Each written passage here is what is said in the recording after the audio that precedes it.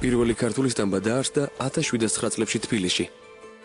სტამბის გამმართველად ვახტანგ მე-6-ემ რუმინეთიდან მოიწვია ანთიმოზივერიელის ნამოძაფარი მიხაი იშტვანოვიჩი. პირველი წიგნი, რომელიც დაისტამბა, იყო სახარება.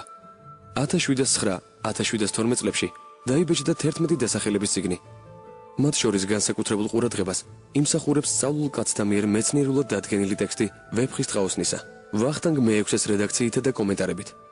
1713 წლიდან 1720-ის მიწურულამდე სტამბაში სულ 19 დასახელების წიგნი დაიბეჭდა. აი ვახტანგ მე-6-ის სტამბაში დაბეჭდილი წიგნები. ეს კი უძვირფასესი ვეფხის ტყაოსანია. მაშინ როგორც წითელ, ასევე შავ საღებავს იყენებდნენ. შესრულებული ნახატები გრავიურითაა ჩასმული. ნახეთ.